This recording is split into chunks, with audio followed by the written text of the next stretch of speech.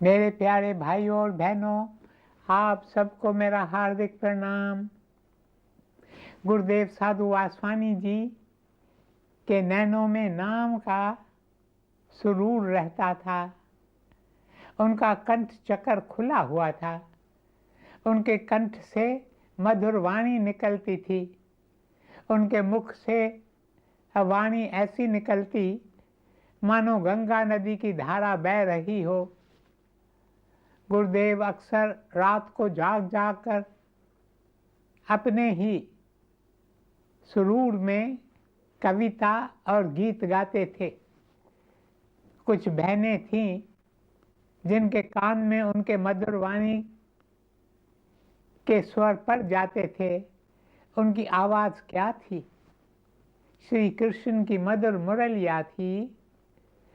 जब बहनें उनकी मुरली जैसी मधुर आवाज़ सुनती थीं तो तुरंत कागज़ और कलम लेकर उनकी कविता और गीत लिखने बैठ जाती थीं।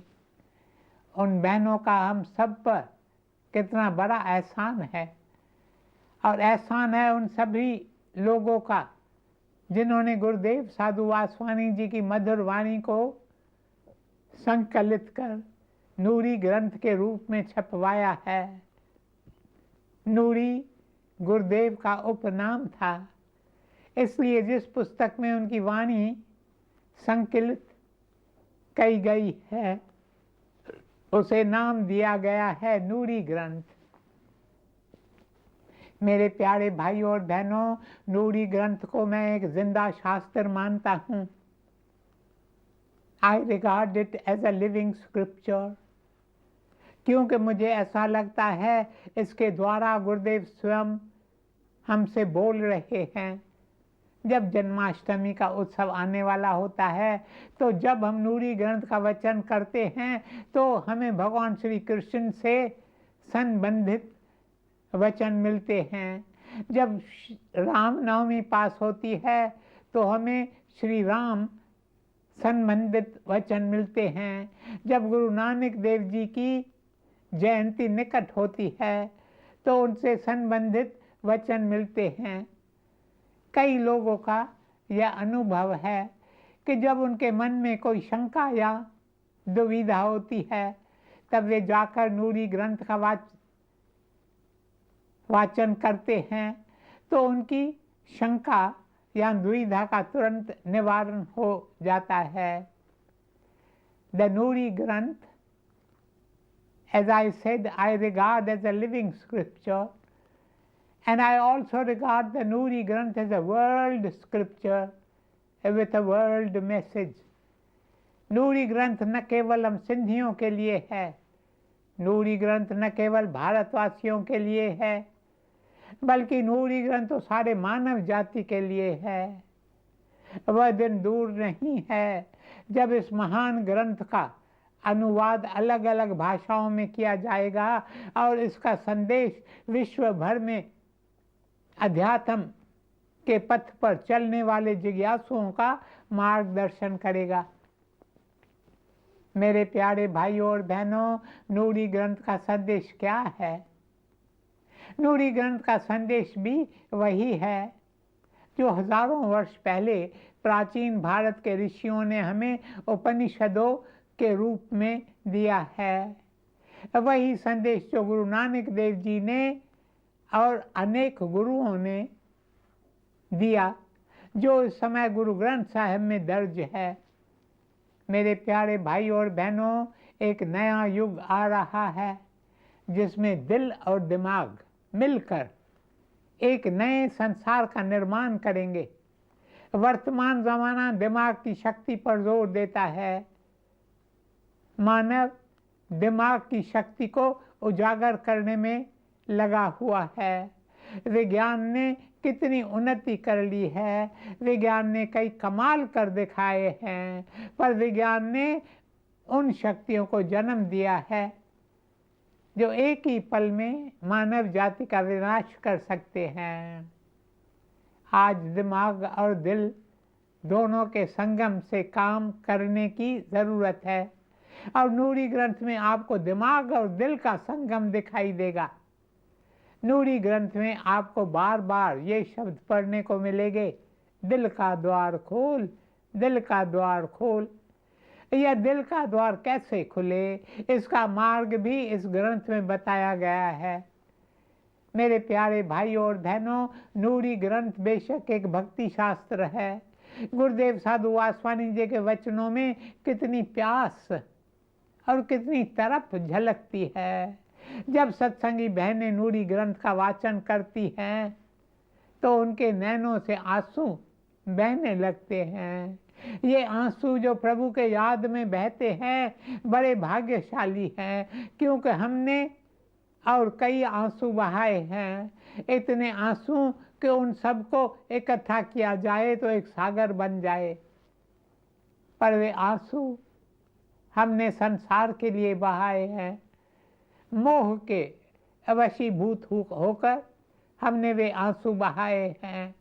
ये आंसू जो हम प्रभु के याद में बहाते हैं वे हमारे अंतर को साफ करते हैं। नूरी ग्रंथ बेशक भक्ति शास्त्र हैं, पर उनमें भक्ति, ज्ञान और कर्म का सुंदर मिलाप है। नूरी ग्रंथ में हमें बताया गया है कि कर्म किस प्रकार करना चाहिए। इस शास्त्र में बताया गया है कि सच्चा कर्म वही है जो गुरु के चरणों में अर्पण किया गया हो। सच्चा कर्म वह नहीं है जो हम धन के लालच या मान सम्मान पाने के लिए करते हैं। सच्चा कर्म वह होता है जो हम ईश्वर प्रेम के लिए करते हैं। हे प्रभु, तेरे लिए, तेरे लिए ये दिल का तख्त प्यासी, रूह का तख्त, तेरे लिए, तेरे लिए।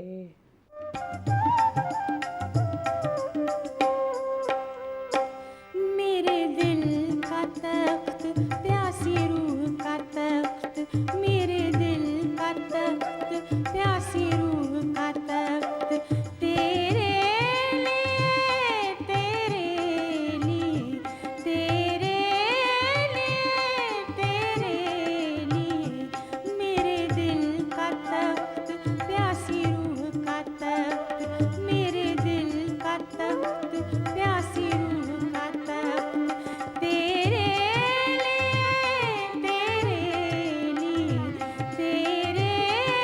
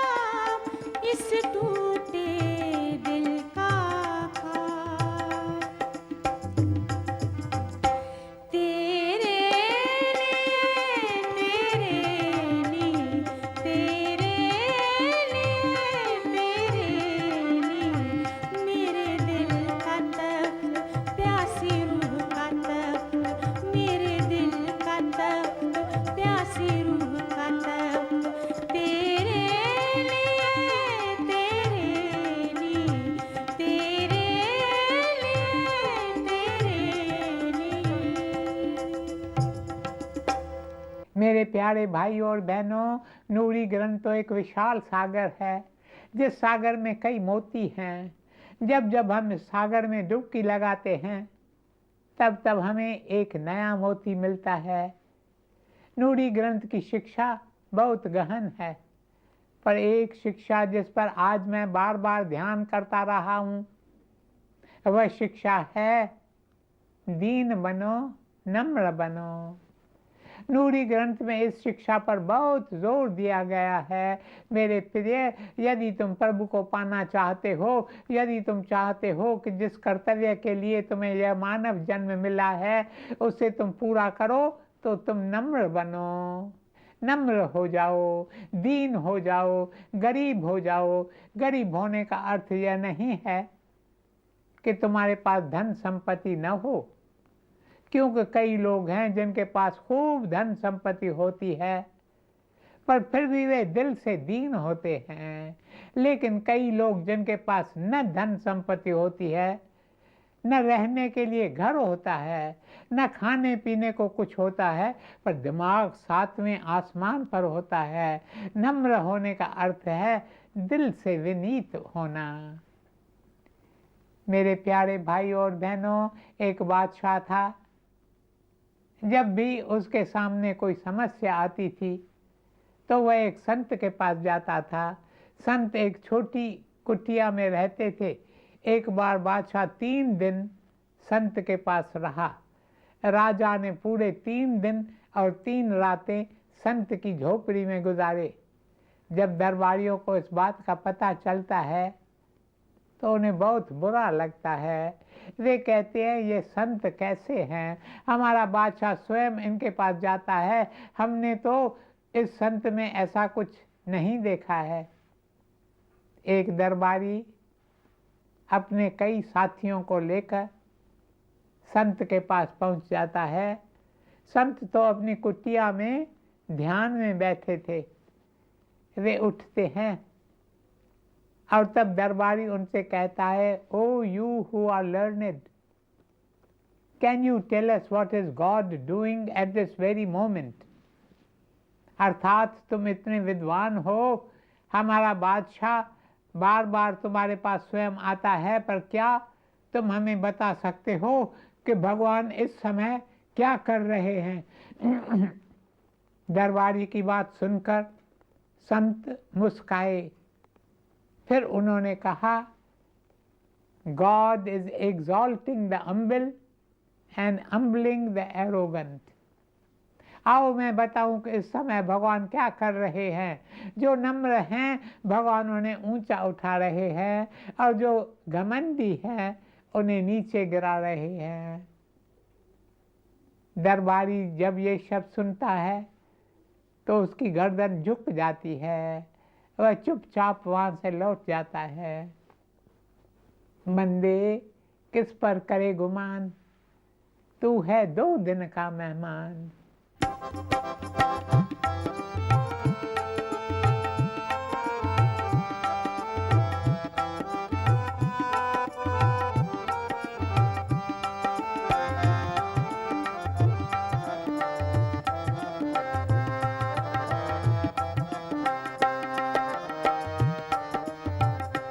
बंदे किस पर करे गुमान, बंदे किस पर करे गुमान, किस पर करे गुमान, तू है 2 दिन का मेहमान। बंदे किस पर करे गुमान, बंदे किस पर करे गुमान।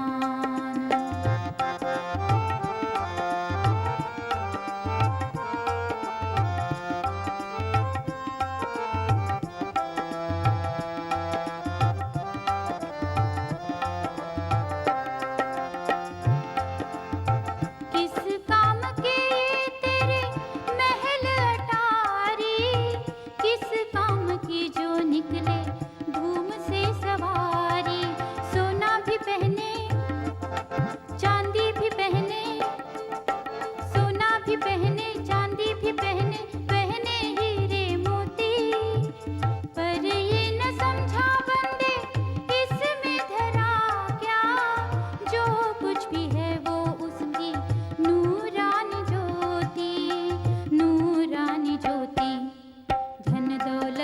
चक्कर में तू भूला रे भगवान, बंदे किस पर करे गुमान, बंदे किस पर करे गुमान, किस पर करे गुमान, तू है दो दिन का मेहमान, बंदे किस पर करे गुमान, बंदे किस पर करे गुमान। मेरे प्यारे भाई और बहनों, संत क्यूरे ऑफ आर्ट्स एक अद्भुत संत थे।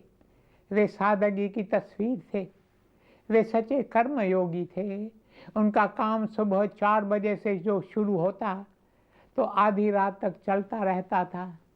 दूर दूर से लोग उनका दर्शन करने आते थे। कतारों में लोग खड़े रहते थे। संत इतने व्यस्त रहते थे कि उनके पास भोजन करने का भी समय नहीं होता था।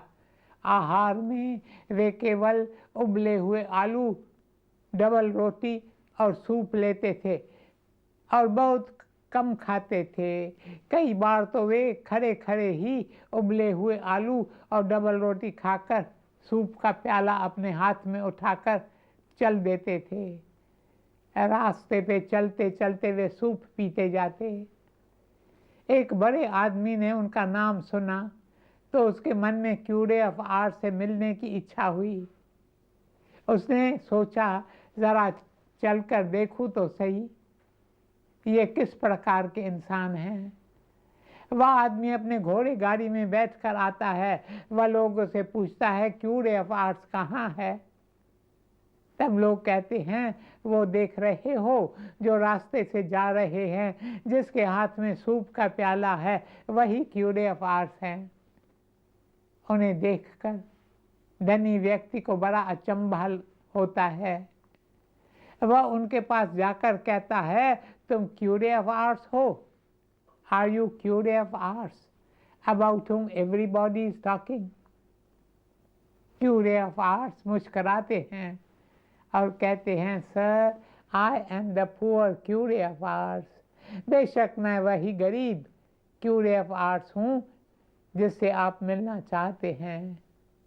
तब वह धनी व्यक्ति जिसको स्वयं पर दंभ था बहुत निराश होता है। वह सोचता है मेरी कितनी बड़ी पोजीशन है, लोगों में मेरा कितना नाम है, मैंने इनकी कितनी सुंदर तस्वीर बनाई थी।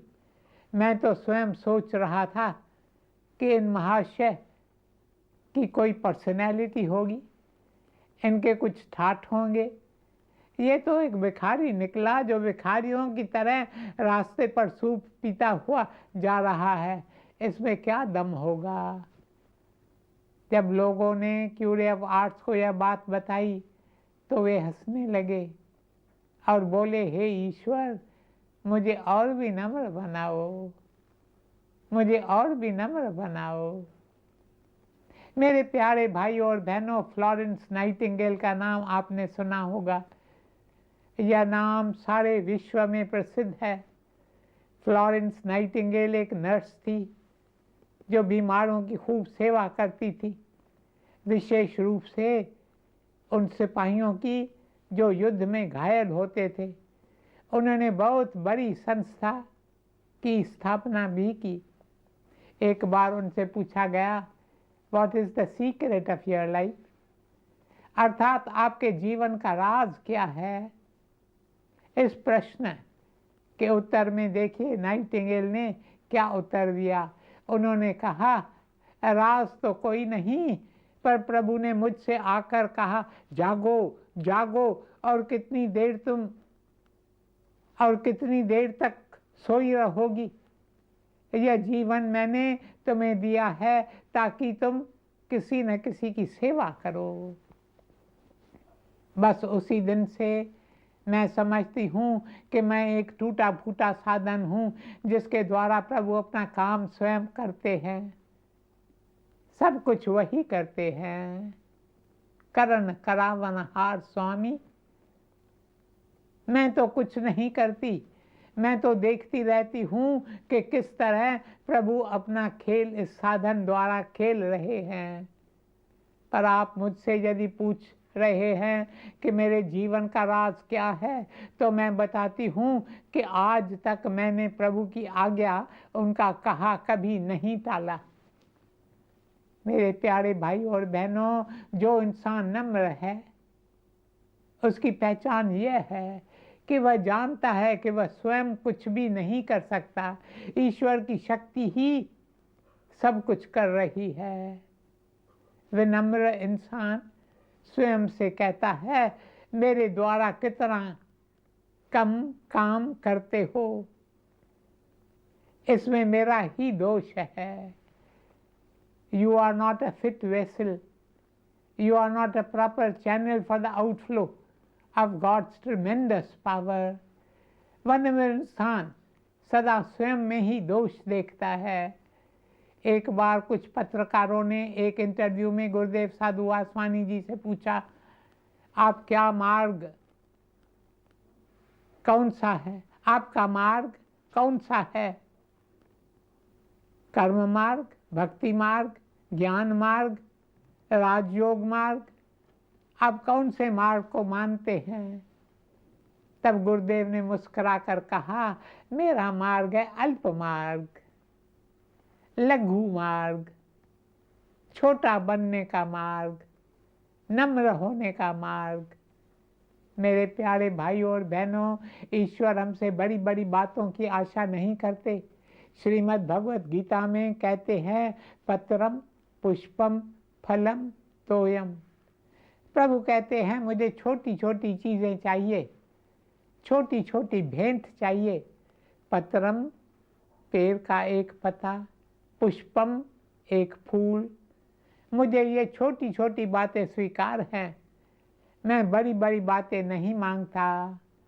मैं नहीं कहता कि तुम बड़े बड़े स्कूल खोलो, नहीं, मैं चाहता हूँ कि तुम बड़ी बड़ी अस्पतालें खोलो।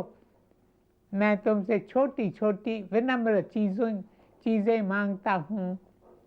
तुम छोटे कार्य करो, पर उन कामों में अपने दिल का प्यार भरो। मेरे प्यारे भाई और बहनों, दीन बनो, नम्र बनो।